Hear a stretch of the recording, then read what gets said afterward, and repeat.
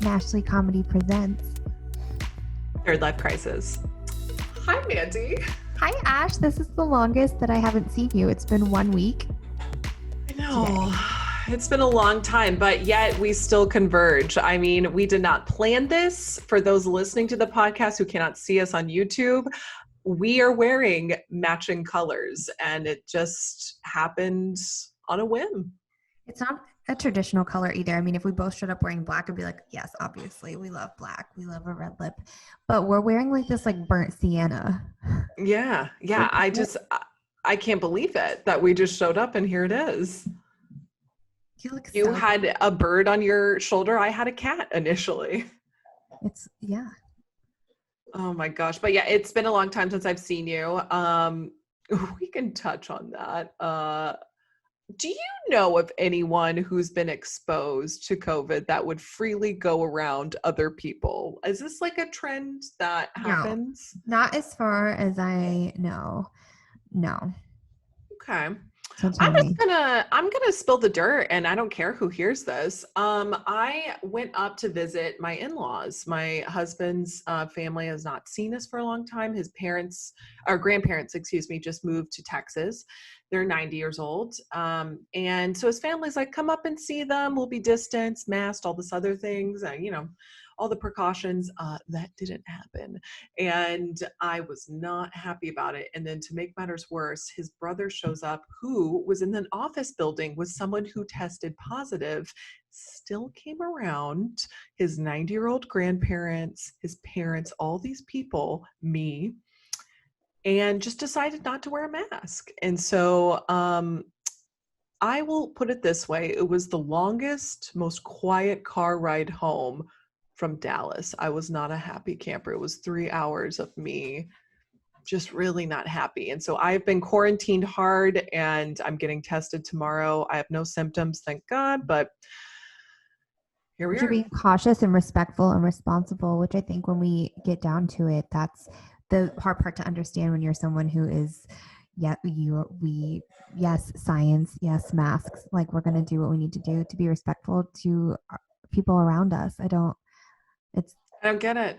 I do wear a mask for me, but I mostly wear it for you or for someone else. Like, because if I'm contagious, that's what counts. Like a mask only protects you so much from other people, but if you're contagious, you're being considerate of other people. And exactly. It's just mind-boggling to me. So my desk just moved. So, that's been like, really interesting, but we do have a silver lining that we can talk about, and I feel like we can share this because by the time that this airs, it'll be out there. Yeah. I was hoping that we'd bring it up. Yeah, so we're signing with our first talent agent. Congratulations, Ash. You know what I was thinking about? I was thinking like I want to really foster for the couple of mashers that are listening in.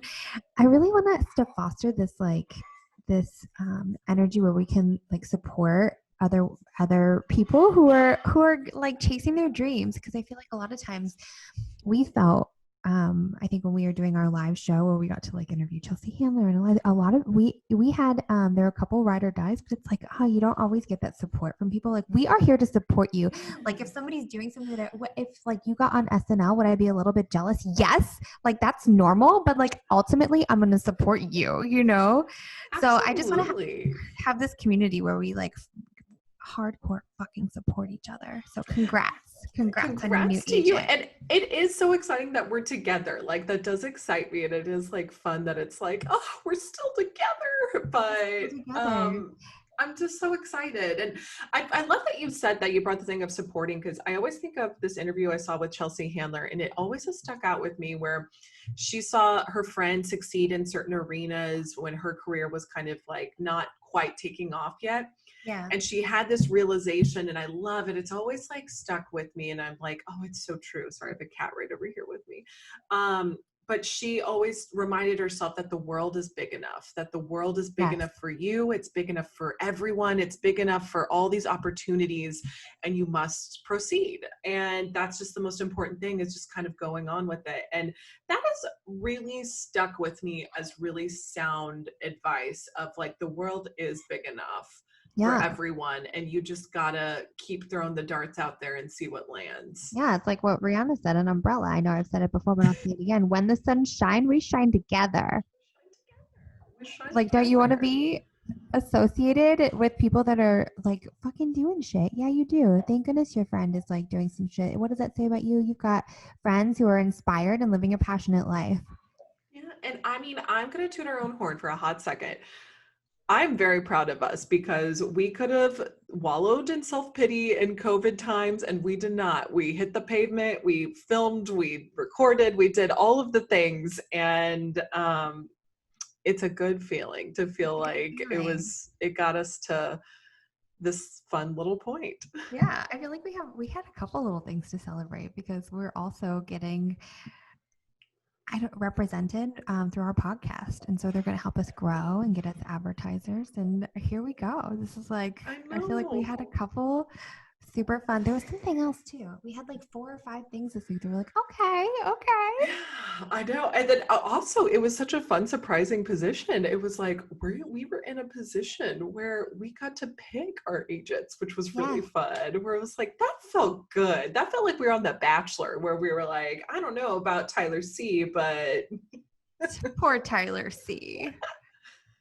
Or Tyler C. Which, speaking of Tyler C, the sketch is out on YouTube, so give it a watch. We were Gen Zers undercover, and we found Tyler C. So, I'm sorry, I cut you off. So you watched The Bachelorette? Yeah, I watched it last night. I'm behind a week, but you can still tell me if you have some spoilers. It's totally fine. How's it going up to date? I hate all of the men this season. I normally do hate all of them. There's only one guy that I don't hate. There's only one, and his name's Ivan. He is way too good for these jokers. Is he one of the guys that came in? And the new No, he's been there. He's very handsome, like very handsome. He is quiet though. He's a quiet man. He is like a nuclear physicist or something. But that's just my 2 cents. Kind of. But we're gonna have to pause this conversation because our guest is here. So I'm gonna let her in. All right. Okay, so today we're joined with certified life and weight loss coach Laura Conley, who, Laura, I think we've known each other for like 15 years. I took your old job, right? Oh my God. 15 years. I can't even believe I've been an adult for 15 years. That's how I feel too. I mean, we were very young adults at the time. Yeah, totally. Oh my God. I know, that's wild. Well, welcome. Thanks, you guys. I'm so excited to be here. So, Laura, I love how you're able to share so vulnerably. It makes me feel like connected to you, even though I know you. I'm like, oh, I love that you're able to share your journey with what you've been through with your, especially lately with like your weight loss journey. You're able to share, and I think it really helps people. Especially like what you've shared recently with like how you used to feel about your body and about food. You touch on that a little for us? Yeah, of course. Totally. So I really believe that if I can be vulnerable and I can share, that it gives permission for somebody else to do the same. And if we all are just willing to share our stories, then there's a huge potential we can help each other, right? It's exactly what you're saying. It's like, oh, I feel so connected to you because you're sharing. That's like my whole point. Because I hope somebody out there who's struggling with their body or their weight or just food drama can see themselves in my story and then see that it's possible, that this doesn't have to be for forever. Because that's what I thought. So I struggled with dieting, my body, food for almost 20 years. And I really thought this is just going to be my thing. Like, this is just like, I'm going to be 85 and I'm still going to be yo-yo dieting. I'm still going to be like signing up for like the new and improved version of Weight Watchers. Like this is just going to be my thing. And you know what? I should probably just stop complaining about it because this is not that bad of a thing. I was almost like judging myself for like complaining about my weight because I was a serial yo-yoer. I was like up and down. I was always gaining or losing. But like not a lot, right? Because you always no. So that's what I was gonna say. Amazing. No, not a lot. Like it was always like 15 or 20 pounds. It's like I joke. I went to college and gained like the exact freshman 15 and then gained and lost that 15 pounds at least 15 times. Wow. So yeah, it wasn't like I was, 100 pounds overweight. It wasn't like I was severely underweight at any point. Like that was the other thing. Like a lot of my friends are like, what are you talking about? Like, can't you just love your body? And then I felt shame for that. Like, what's wrong with me that I can't just love my body and accept my body? And so anyways, it was so much more than the physical, right? It's like, it was the mental. Mm-hmm. I was constantly thinking about like, what did I just eat? And how am I gonna like work this off at the gym? Or like, what am I going to eat to make up for that weekend that I just had? So like the mental space that all this dieting took up was crazy. It felt like purgatory. Emotionally, I was just so like exhausted. Mm-hmm. So many people struggle with that. I talk about Glennon Doyle a lot, but she's like, think about all of the things that I could be thinking to help other people or to like solve world issues. But no, she's like, even still now, Glennon Doyle needs you, by the way, Laura. She's still like ruminating on exercise and her food. And I know through experience from working with you that there's like, you can get to the other side and you don't think that you can, whether it's like your self-worth or whatever it is, whether you're dealing with like, a breakup or like for me, it was like stuff with like my mom. And hopefully she doesn't listen to this. She's not going to, but it was like, like hurt that other people have caused you that you're like, I'll never get over that. And you're like, yes, you can. You like you retrain your brain. Your thing is like retraining your brain. Yeah, exactly. Like, how do you want to feel about this? How do you want to feel about your body? How do you want to feel about your self-worth?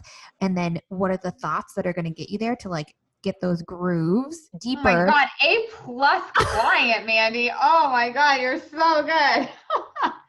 I know it works. I know I've been on like both sides of the trough of being like, I could never feel good about this part of me or this, whatever, this experience or this thing that I went through. And you're like, well, what if that was actually perfect for you? And I'm like, no, Laura. And like, you don't, like, you can't even imagine until you've like done the work and done like the journaling, the thought. Yeah. Yeah, I think that, and that ties back to exactly what you were saying at the beginning, right? Like you're so vulnerable, and that's why I'm so vulnerable, is because I just want to show the moms, the women, the men, whoever's out there listening, right? Yeah. That it's totally possible, because I really did think it was just going to be my thing. And like, because I had tried literally everything. I thought I had tried literally everything and nothing worked. Right? Like I had tried, I made a list and I came up with like 30 things. And then after I sent that blog out, I thought of like 20 more things. So I probably tried at least 50 things. And it wasn't until I tried coaching and rewiring my brain that something stuck. So I just want to show people that it's possible to overcome whatever it is that they're struggling with, whether it's, like you're saying, mom stuff or weight stuff or husband stuff or kids, their kids stuff, parenting stuff, money stuff, whatever. Like it's all totally possible, which is so cool. Do you feel like there's a lot of overlap with general life coaching and then also the weight loss? Like, I guess like habit wise of like, they always say like, even if you're not counting every calorie, keep a food journal. Like, do you feel the same kind of overlap with life coaching of like, what are your goals? Are you cognizant of it? Are you writing it down? Are you assessing it? Totally. The reason why my clients lose weight for the last time is because of life coaching tools.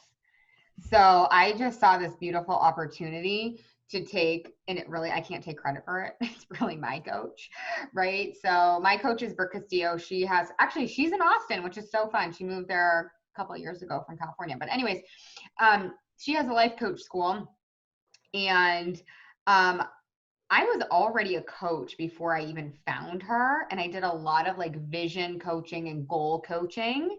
And I was helping women to be able to remove the golden handcuffs, which are like, you have a really great corporate job, it pays a lot of money, enter golden handcuffs. Like, you are not fulfilled by this job, but you can't leave because you're handcuffed to it because of the financial perks of it, right? And maybe like the benefits that they give you. Maybe they give you a corporate car. And my whole thing back in the day at the beginning of my coaching career was, I want to help all the people find out what their calling is and how to go get it. Or if they have no idea what it is, like how to figure out what it is and go get it. But what I found is like there's so much other stuff in the way, and a lot of it is weight, like physical weight, emotional weight, whatever, mental weight. So when I found Brooke Castillo, my current coach, I ended up, like, before I even got trained by her, I ended up just starting to use all her tools because they were like in my bones. And so I was using them on all my clients. And then I went and I did get certified, and she offered like a weight loss certification. And I was like, yeah, I'll do this weight loss certification too. Perfect. But I was pregnant, so I wasn't even like trying to like lose weight at the time. So basically she takes all of her life coaching tools that she's come up with that I'm certified in and applies it to life coaching. So long answer short, yes, I take life coaching tools like you're saying, rewiring your brain, which just means like changing your thought patterns, which then change your habit patterns. You can't actually change a habit permanently without changing your thought patterning, without changing your mindset. It's like you can try, but it will not be permanent. Believe me, I tried to like hate my body thin. I tried to willpower my way through it. It just doesn't work. So what I had to do through Brooke's teachings was retrain my brain. And part of that is deconditioning desire. So lowering an over desire that I had for food, that most of us in this culture have for food, just to bring it into like a normal range, like a normal desire for food. And that is also training your brain. That's also rewiring your brain. Because when you have a normal desire for food, you weigh a normal amount. It's pretty easy, actually. But we don't know. Nobody knows that you can actually lower your desire for food. It's like, that's why I feel like it's kind of a little bit of a secret, right? It's like, no, I'm not trying to teach you how to eat less food, but have the same desire. That's like, oh my God, that's like banging your head against the wall, right? It's like, what if we just lowered the desire so that you just ate a normal, natural amount of food? So it kind of works itself out. So I don't know if that answers your question. Yeah. But to speak about the journaling, I actually do have my clients journal every single day. So what? The mind dump. Yes, exactly. I have them do a mind dump every single day because I think a lot of people think that they are their thoughts. Like, we don't realize that, like, there's us, there's Mandy, there's Ashley, and then there's our brains. And our brains have thoughts. The one that sees the thoughts. You're the one that sees the thoughts. One of the most helpful things that you taught me is you're sort of like, well, label that voice in your head that's telling you you can't achieve this. Like, who is that? And you're like, then you talk to her and you're like, listen, Francesca, that's the old way of thinking. Francesca, that's so good. Oh, Francesca, you old scamp. Yeah, she was such a bee. Oh my God. I'll never forget her. How do you feel like manifesting is really important? I'm one of those people that I like, Mandy and I talk about this a lot. We're like, put it out in the universe, put it out in the universe. Like, we're one of those, like, I know I'm one of those people that likes to put a goal out there. Everybody in my family and my friend circle jokes that I'm like a super manifester. I can't believe you're bringing this up because this is so cheesy. But I just posted on my Instagram story, like this, like, 15-second, whatever, video of the sky. Because when we lived in Santa Monica, we could not see the sky from our apartment. Like, it was just, we were just so blocked in that I was like, the sky. The From sky. smog or from? No, just the sky. Like we could from our apartment because there were so many other apartment buildings and because actually there were trees. I just couldn't see the sky from inside my apartment. And so when I was manifesting my new home, I was like, sky, sky, sky. You should literally see this Instagram story because, and right now, like all I can see from my office is sky. All I can see from the back of my house is sky. It's like almost like we moved to big sky country. It's so crazy. So, I believe actually this is, people are going to want to argue with this and this might not be super popular. I actually believe that you can manifest your dream come true weight. And I actually teach my clients how to do that. They don't know that that's what they're doing. But what creates your reality? Your thoughts. Like that's, and how do you manifest something? Like you think about it over and over and over and over again. Like, but then don't you have to let it go? Like yeah, I always feel like my relationship with the universe is I'm like, yes, I want this, but I'm not going to keep a grip on it. I release it. Yeah, so I call it with my clients, I call it set it and let it. Okay. So it's like set the goal, like I want to weigh whatever, I want to rock this hot romper, whatever it is, set it and let it go. So set the goal and then let it go. Exactly what you're saying. It's like, the idea is, can we set a goal and then be super committed to it? Meaning we are going for it no matter what, without attachment. So commitment is showing up for yourself every single day and doing what you said you were going to do, even when shit gets hard. Attachment is that graspy, creepy, making the goal responsible for your happiness and your fulfillment and your inner peace. And so it's two totally different things. You can't manifest permanently when you're in attachment energy, which is exactly what you're talking about. So it's almost like you have to build out that roadmap of here are the good habits I'm going to build to get to this goal, but I'm not going to maniacally obsess over this every single day and get weighted down by it. 100%. Exactly. That makes sense. Yeah. I feel like people drown in their goals sometimes. Yeah. People either love goals or they hate goals. And like I said, I used to do a ton of coaching and I still do because weight loss is a goal. Like it is. But I do a ton of coaching around deadlines because people don't want to set deadlines. But why don't they want to set deadlines? Because they're afraid if they don't hit the deadline, they're going to make it mean something negative about who they are and their worthiness. It's like, did you know that you can set a goal and go for it all in, totally go crush it, show up for yourself every day until 11:59 p.m. on December 31st? Like that's how hard you can go, and then not hit it and make it mean that you are a badass. Like you can have your own back. You can love yourself even if you don't hit that goal. So it's a huge opportunity actually to evolve yourself and your relationship with yourself if you have your own back, even when you don't hit the goal that you set. You can just make it mean like I did my ultimate best. Like I left it all out on the field. I'm super proud of it. And I'm still going for it. Like I have clients all the time that set goals for like September 30th. And then they get their goal on like October 4th. It's like, it's totally coming. I love the idea of like, let's put it out there. Like, let's put this goal of like weighing our dream come true weight, having this healthy relationship with our bodies, passing this legacy down to our kids around food and body image that we really, really want to. Like, let's do it and then have our own backs like along the way. So yeah. Love it. Are there any goals that are too big?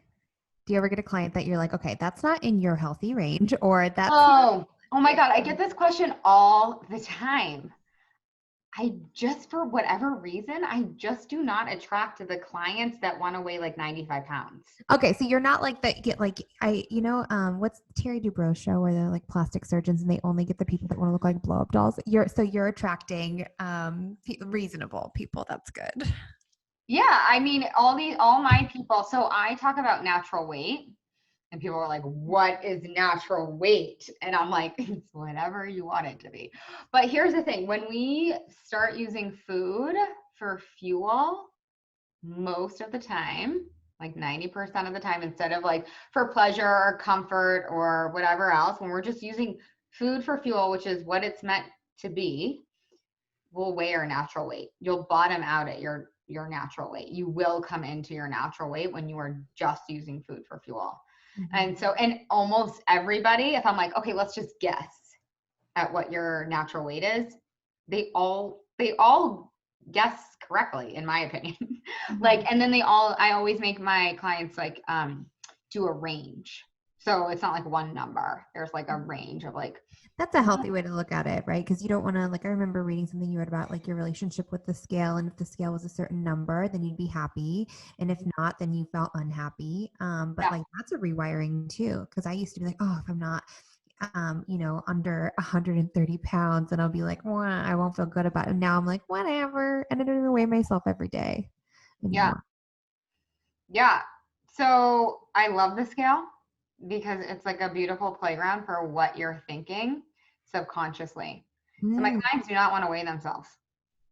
And they definitely don't want to weigh themselves every day because they're afraid of what they're going to make the number mean. So the scale is like literally a measuring tool. It literally measures your gravitational pull. It's just a little like rectangular piece of plastic and metal, but we're all like abdicating responsibility for our feelings to the scale.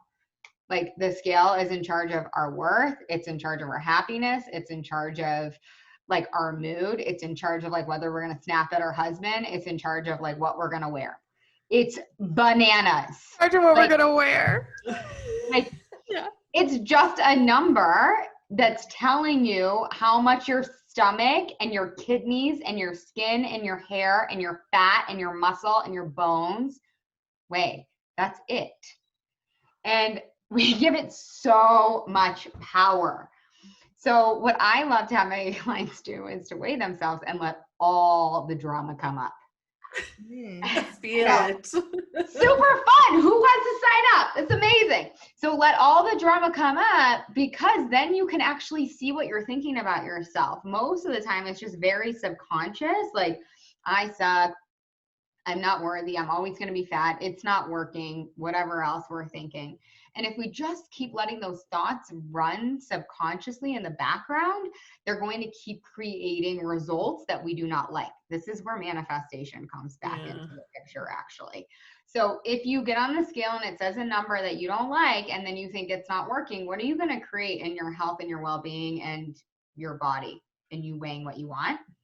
It's not working. It just will never work if you keep thinking it's not working. So I love my clients to have the scale like show them their thoughts. A lot of people will think like, I'm fat, I'm disgusting. And those are all choices. Like when Mandy and I were talking about her Francesca, right? There's Mandy, which is her true self, her highest being. And then there's her brain, right? And her brain, not you, Mandy, but like my clients now, their brains will offer, you're so fat, you're so disgusting. Like, why don't you just get back in bed, right? All of those thoughts are optional. We don't ever have to think them ever, ever, ever again. Like, I think this is another thing, like someone should teach us in the freaking 5th grade is like, our thoughts are not us. Our thoughts are optional. Like, we do not have to believe everything we think, right? And so the scale shows them, oh, look at all these thoughts that you could, it's like Marie Kondoing your brain, right? It's like, you guys know Marie Kondo, right? Oh yeah. Oh yeah. Yeah. Spark it's joy. Like, exactly. It's like, are these thoughts useful? Are these serving you? Are these thoughts sparking joy? Because if they're not, you can totally change them. Can you change them like this? Like a 180? Maybe. Probably not. That's where coaching comes in, and you slowly rewire it. It's not that slow of a process. It's like a week or 2 or 3 or a couple months, but it's not going to take the 20 years you've been telling yourself that to rewire, which is really great news. But that's actually why, again, this is probably very unpopular, but I do like to have my clients weigh themselves, not because we really actually genuinely care about the number, but because we care about the subconscious programming and conditioning and thoughts that are running on autopilot in the background that are causing our moods, that are causing our feelings, that are causing us to overeat, that are causing us to overdrink, that are causing us to like hide in the pantry at 9:30 p.m. and that are causing us to feel like absolute ass and not weigh what we want to weigh and not pass down the legacy we want to pass down to our kids. Yeah. So it's all starts with the thoughts. I think we're doing such a good job of not passing bullshit onto our kids. Good job.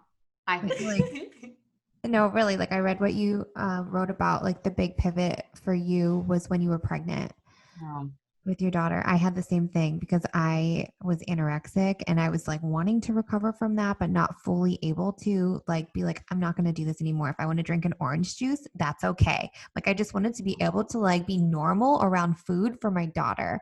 And like, I know it has to ultimately be for yourself and, you know, but like that was a good catalyst. Yeah, but like, why not use your kids as motivation, right? Totally. I think we're so programmed to put our kids first.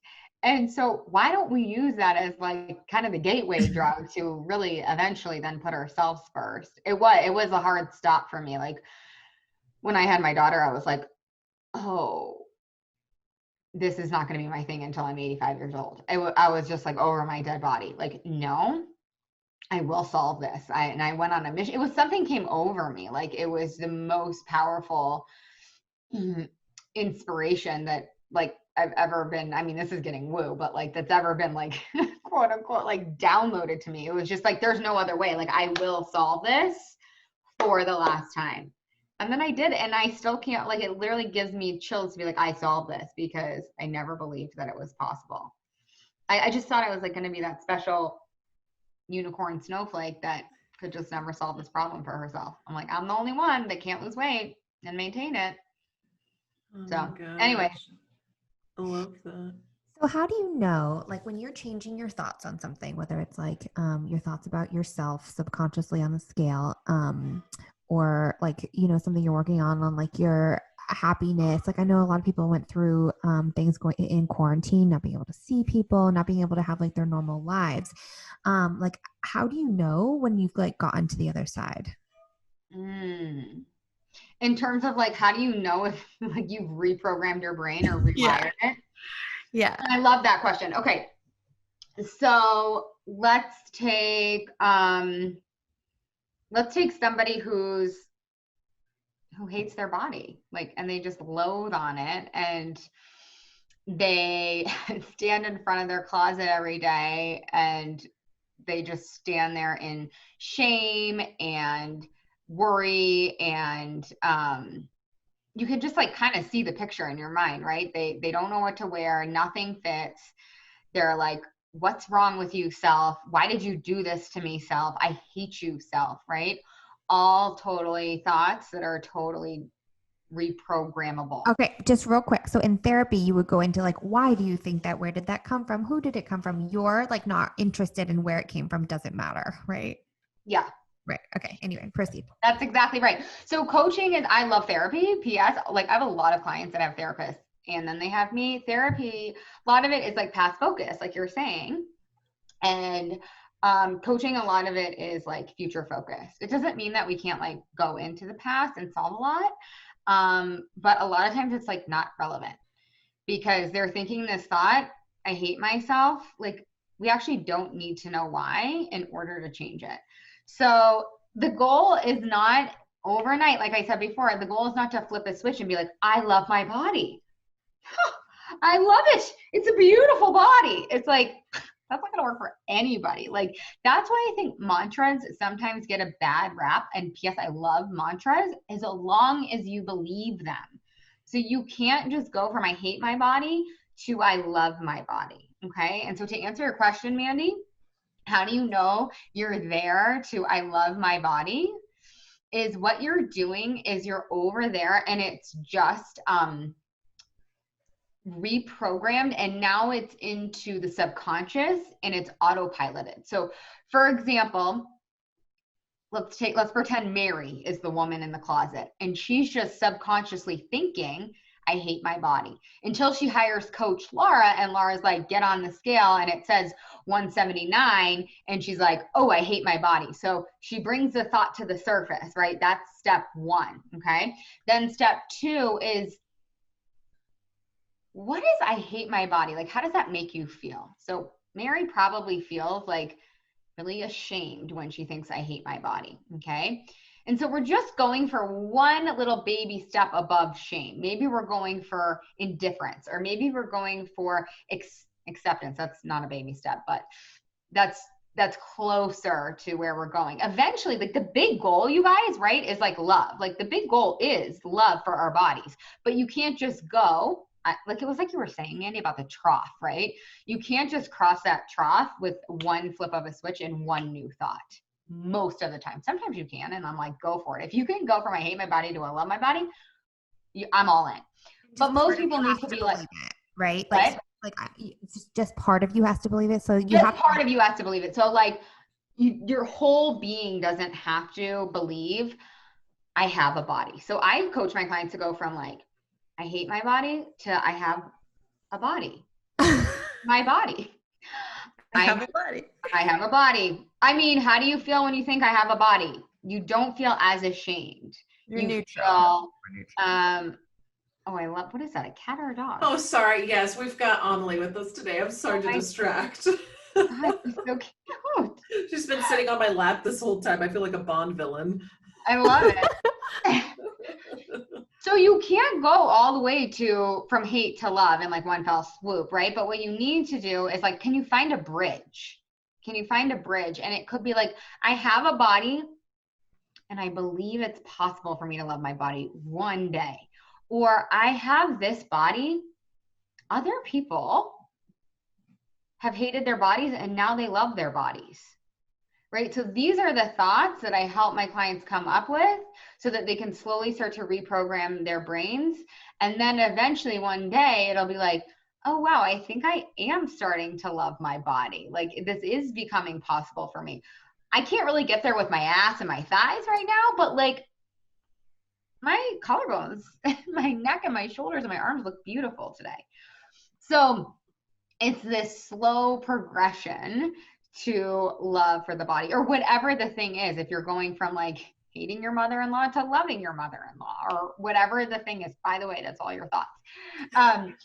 So then you're like, wow. And then it's been like 40 days in a row or 65 days in a row where you stood in the mirror and you can really fully get behind, I love my body unconditionally, no matter what. And you're standing in front of the mirror and you're like, I'm doing it. This is it. Then it starts to go into the subconscious and you just catch yourself in the mirror and you're like, ah, or like, you know, like you just love your body. Remember how automatic it was for you to hate your body? You're just all of a sudden crying in the closet because you were thinking I hate my body. Now you're just all of a sudden automatically dancing naked in the mirror. Okay. So that's how you know it's stuck, is when you're automatically dancing naked in the mirror. Okay. Because it's been kind of delegated out of your lower brain. It's like when you drive, right? It's the same work of like, you drive every day to your job and you just automatically go there. And then you get a new job and you have to really try to take all the right turns. You can't have the radio on. You have to like fully pay attention to ways. You can't talk to your boyfriend on the way. You have to pay attention to the ways. And then it's like a week later, you're like, okay, I'm going to get rid of the ways. I think I can do this, but you're still really super concentrated. And then 4 weeks in, you can totally get there all by yourself, right? It's the same exact work. So anyways, I hope that makes sense. But no, that's how you know, that's how you know you're there. You're naked dancing in the mirror, having the best time. The autopilot. Yeah. Mm-hmm. What's a tool, whether it's like digital or an app or anything that you feel like helps people succeed in their goals? Is there like a go-to that, and maybe it's as simple as a journal, I don't know, like an actual like hard journal, but do you feel like there's like an app that you found that help people kind of reach those goals or track them? Oh, it's so good. Okay, so I'm old school and you did hit the nail on the head with the journal. But I'll tell you exactly what I tell my clients to write every single day. And it's super easy and simple. So all you do is you write down your goal. I weigh 125 by December 31st, 2020. I make $1 million in 1 year by December 31st, 2023. I have 100,000 downloads on my amazing podcast by July 31st, 2021. Okay, so you're writing down the goal every day. It's not like I hope to, It's not like maybe I'll do this. It's not I will. It is I have 100,000 downloads on my podcast. It is in the affirmative present tense with a by when date. Very clear. You can kind of see the shift in power, right? When you're not like, I'm going to lose weight, right? No, I lose weight for the last time by March 31st, whatever. So you're saying it in the present tense, which is not technically grammatically correct. Who cares? Do it anyways.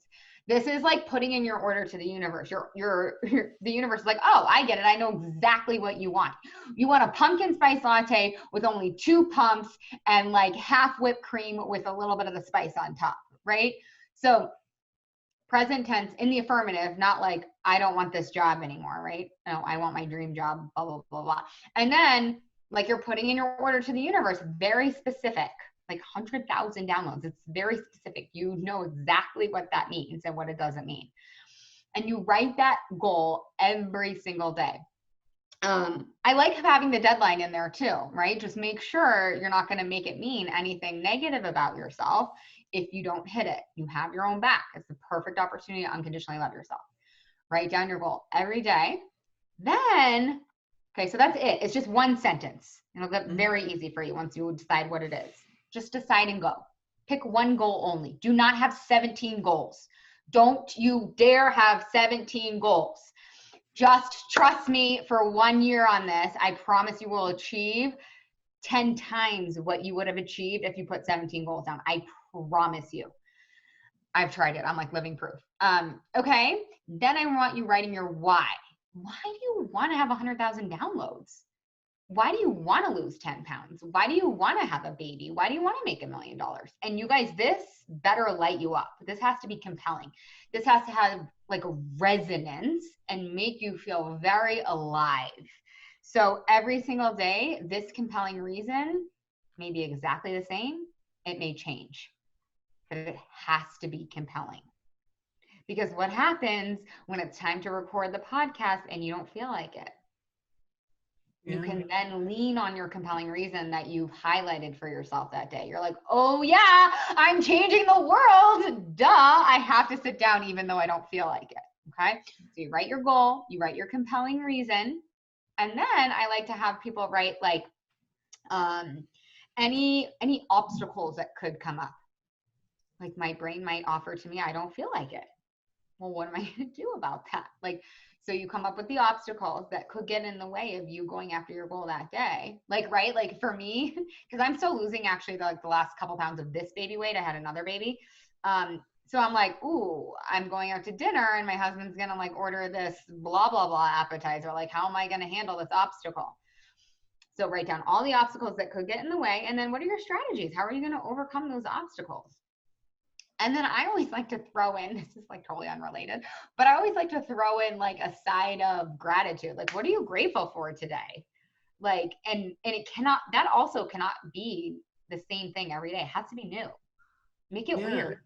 Like, make it weird. Be like, I'm just grateful for the sky, or I'm just grateful for like the stickiness on my yoga mat. It's so sticky. It makes my yoga practice so amazing.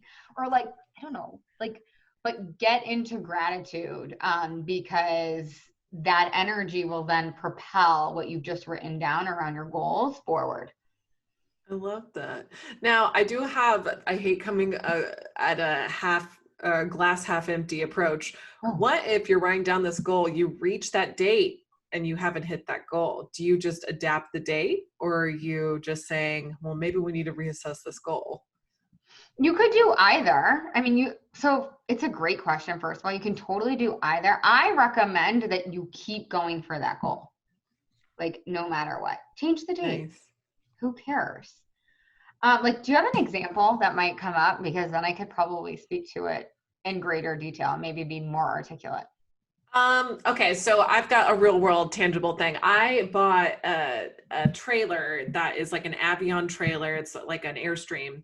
It was from the 80s. We gutted it and we did all this work on it. We had, it's in our back part of the yard. We were going to put this on Airbnb. This was supposed to be done by March, and we are now in November and it is still not complete.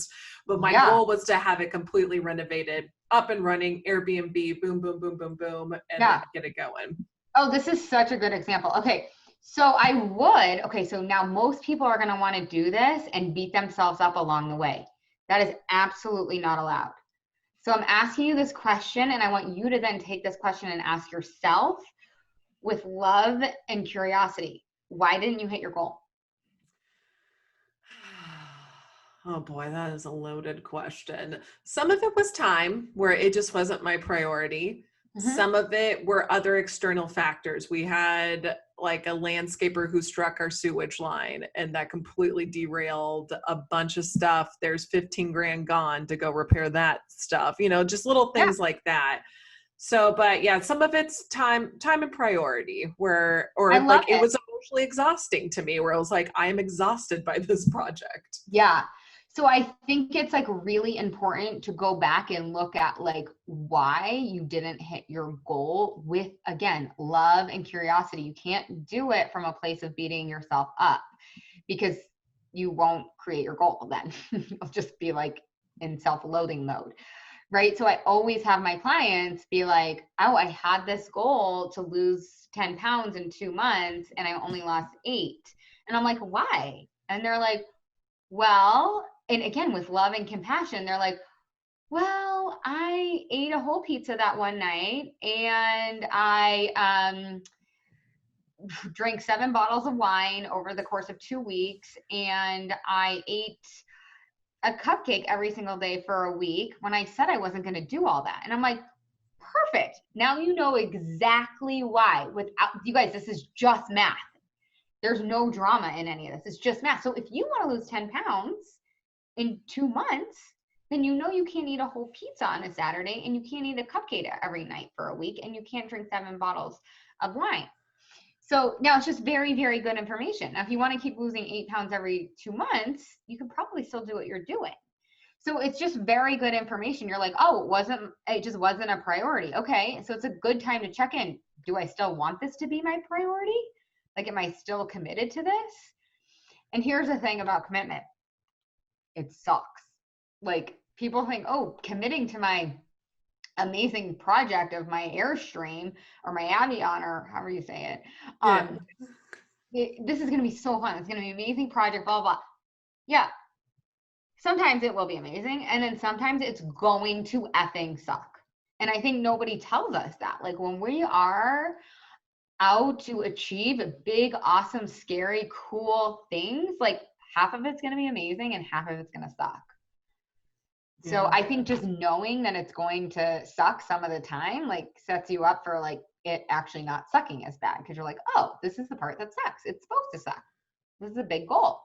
So I do think if you set a goal and then you get there and you realize you don't hit it, yes, totally just set a new date. But without, hold on, let me say this correctly. But you have to, yes, set a new date, but also look at why you didn't hit your goal. You could have just overestimated or underestimated. It's totally fine. You're learning. All of this past stuff is just totally good information for you to have moving forward, right? It's like the other day, I only allowed myself 15 minutes to get ready. And I noticed I was rushing, and I was like, oh, this is really good information. I like 30 minutes to get ready. I'm still learning about time management. It's totally fine. I love you. Next time we'll schedule 20 minutes or 30 minutes, and then it'll be next time, and I might F it up again, and I might F it up again, but I'm just never not still going after my time management goal. Like, there's none of this on the wagon, off the wagon mentality anymore. No, you're just always going for your Airstream project. It's inevitable that you're going to complete it, right? Yeah, and I guess it's just assessing the wheels and the motions of it, of like, let's be accountable for X, Y, and Z and keep it going. Yeah, I think a lot of people think like, if I don't hit my goal and I make a mistake, there's 2 options. I can either beat myself up about it, or just like let myself off the hook and be like, oh, it's totally fine. But that like letting yourself off the hookness is actually the same energy of beating yourself up. What I really want my clients to do is to do what you're saying, like reassess, like, okay, what went right there? What went wrong there? How do we want to move forward? Where is this? If I'm being honest with myself, where does this lie on my priority list? And if it's number 7, maybe it's okay that it takes till next March or whatever. I think it is fascinating too, of like, especially like women are so good at multitasking, whether you're a mom, whether you're a spouse, whether you're a roommate, like we're so good at assessing other people's things. Okay, we need to get this, and this done. And to help this person achieve this, I could do this. And I find that we often for me, especially, we sell ourselves short of like, well, what can I do for myself to help do this? And I feel like women in particular fall into this trap of like, okay, I could do this and figure these problems out for everyone else except for myself. Yeah, it's 100% right. Like, it's so fascinating. I always put my clients on like I never put them on an actual diet, but I always put them on a word diet, like a vocabulary diet, which is what you're getting into. Like, we want to tell ourselves like that we can't do it, or like it's not working for us, or like we can't figure it out. And those are just all lies. Like, if you can figure this out for your best friend or your kid or your husband, like you can totally figure it out for yourself. Like, you totally have the resources. And yeah, I think it's uncomfortable for us to put ourselves at the top of the priority list sometimes. Mm-hmm. Yeah. 2 things that you said are 2 things that you've taught me that I feel like, oh gosh, they were just such good gems. Is like on happiness, and like, who told you you're supposed to be happy all the time when half of it is going to suck or whatever, or you can say a certain percentage of it. You're going to feel sad. You're going to feel this. You're going to feel this. Like, why did you think you'd be happy through the whole goal making process is one thing. And then another thing that you taught me, you're like, well, everybody else, what does it matter if you have this big goal and you like say it out loud? What does it matter what everybody else thinks? Because all of our brains are built to judge each other. Yeah, it's so true. I feel like we're like, I gotta stop judging other people, and like other people gotta stop judging me. It's like, okay, like good luck with that. Like, did you know that you have a human brain and its job is to judge other people? And the reason for that is because we used to live in literal caves and literal tribes, and we had to judge where we stood versus the other people. Like, were we like in the pack, or were we about to get ousted? Because if we're about to get ousted, that means that we are literally going to die. Yeah, because, survival. Yeah, it's totally, our brains are totally wired for survival. So your lizard brain. Yeah. Yeah. Your lizard brain, your monkey mind, your toddler brain, like whatever, like that part of your brain is designed to judge. And so what I don't think we should all be going around like thinking shit thoughts about each other.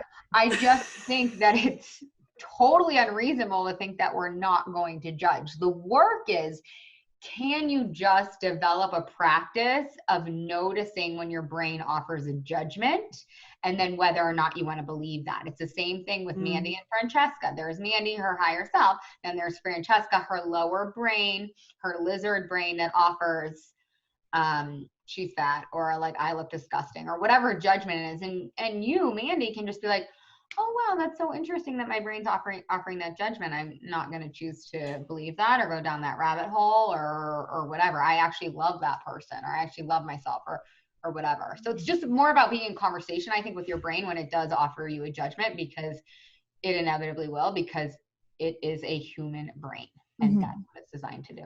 Yeah. I think about you when you send out your newsletters. I still think about when I put something on stories or I put a post, like I overthink it still a little bit, because I'm like, okay, am I putting out the right message? And like, you're very brave with what you're just like, I'm just going to go. I write what I write. And you're like, not worried about anybody else thinks, because we know it doesn't matter. They're going to think what they want to think. It has to matter. Like but I do want to tell you, I do want to offer that, like, my brain does offer those thoughts and those judgments. Right? I'm just like, it's so funny, brain. Like, I love how you're trying to get me to not make a post right now. Like, I totally get what you're doing. And no, we're totally writing this post. Like, so I think it's normal and natural that our brain is like, ooh, are you sure you want to write that? Somebody might judge you. Somebody might not like you. You might They get may out. not understand it. Like, you know how you're like, you're teaching something that not everyone, it's just like, not everyone is going to wear a mask right now, which we have that's insane, right? But you're like, not everyone is going to understand it, or they're going to be like, people respond in weird ways. I guess that's sort of it too. So you're like, I've had people be like, well, like, I can't believe you would share that. Like, it must be like really hard for you to say something, to share that whatever it is. And I'm like, well, that makes then my brain goes into judging mode. I'm like, well, you can't share parts of yourself. So you must relate in a way. Like, yeah. Well, and I just think as you guys like continue to put yourselves out there, which you're so badass and so brave, so give yourself so much credit, right? Like you're gonna get haters, like, and I love it. Like if you're just like middle of the road, you're just middle of the road. Like in order to have like people that are obsessed with you, you have to have people that hate you. I'm a big believer in that. I feel like if you're getting and people I think are so much quicker to hate than to love in the online forum, not in real life interactions. I don't believe that. But I think online behind a computer, people are just so much faster to be negative because it's so spineless and it's quick and it makes them feel something. Somebody just posted on one of my Facebook posts, like they're like, "Are you on drugs? You're twitching. Like, what's wrong with you?" And I was like, yes. I was like, hater, amazing. I'm like, and even if somebody unsubscribes to my newsletter, I'm like, amazing, because for every unsubscribe, there's somebody that's like cheering. I just don't think we're programmed that way though to want to celebrate the people that are not resonating with what we're saying. And people are going to judge us for the rest of our lives. Are we willing to let them be wrong about us? I love that. On that note, I love that final little end cap. We've got to cut you loose. It's almost noon. Or I guess it's almost this is so fun. Yeah, noon, 11, whatever, whatever time it is. I don't know. But it was super fun, you guys. Thanks for having me on your show. I'm so excited. Thank you so much. We'll tag you and everything. And I know I just saw you're launching a podcast too. Yes. Congratulations. Totally. Yeah. So if you want more of this, my podcast is called the Yummy Mummy Podcast, Losing Weight for the Last Time. Nice. I love it. And where else can we keep up with you? So you can go to lauraconley.com. Everything's on there. And I will also, you guys, send you the link for my free Facebook group. So if you are struggling with losing weight for the last time and diet mentality and food drama, you can come into my free Facebook group. I do free coaching, free meditations. And then from there, if you want to take it deeper, you can always apply to be my client. Amazing. Yeah. I'll send you all the stuff. Oh, and if you're Instagram people, I'm sure your people are Instagram people. It's just at Laura Conley Coaching. So it's LauraConley coaching at Laura Conley Coaching.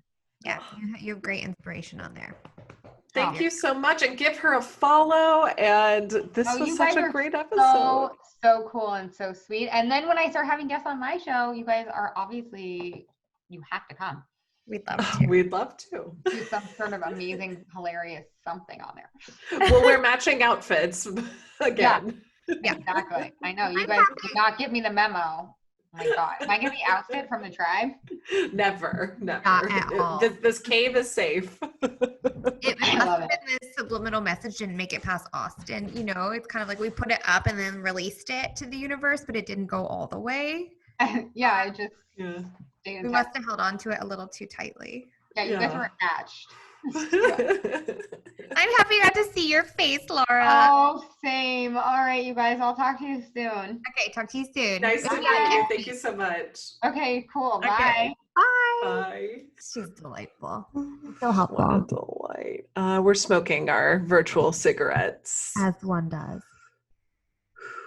Mine are menthols. Are they? I think that made me want to meditate today. I'm like, do you meditate? Tune in. I haven't. I stopped meditating when everybody was home all the time, but I like to have like a meditation practice. It's, I think like we were talking about intuition and like diving back into yourself, like for that, having like a calm mind and connecting. Yeah. I find I can't tell if it's just because of my personality, or maybe it's like a weakness in myself of like, I can't do this, or if it's like my ADHD, I can't meditate. I've tried a lot. I've tried, like, even if I go to yoga classes before COVID, like the end of class where you're laying on the floor and everyone's just relaxing and you're listening to music and you're in like the laying down pose. I can't do that. I don't know why. My brain just is like just a million miles per hour. Can we do it together? Because I experience that too. And I find, and I use Headspace, and they say when that happens to just sort of like welcome it in. And you're like, the brain can do whatever it wants. And you just identify it and you're like, that's a thought. That's a thought. That's a thought. And you welcome it. And you're like, whatever. I'm not the thought. The thoughts can go and the thoughts can whatever. If you need to think about your grocery list or whatever, just be like, and that grocery, it's just a thought. And then that's how you like build it. Like a constant, I think that's just like the human condition. It's like, oh my God, what we need to do is have someone who's a meditation expert on in the future and to talk about this, because I have had friends who talk about this and they are like, it had changed my life. Like I had a friend who did transcendental meditation where they give you a phrase and a mantra and you repeat it over and over and over and over and over until your brain kind of falls into this like meditative state. Okay, that'd be so cool. But yeah, I don't know, it just never worked for me. We said we were gonna do a quick outro for you guys, and then we lied. We're back for more. I'm talking to you and to each other. I know. Well, let's take it home. I mean, Mandy, where can everyone follow along for our future meditative process? Smashers, thank you so much for listening. You can follow us along wherever you listen to your podcast. Please follow. You can also join our newsletter on our website, ashleycomedy.com, or on Instagram, or on TikTok. And yeah, tune in next week. We can't wait to catch up with you guys. Until next time. We didn't swear at all this episode. Oh my God, we were so good.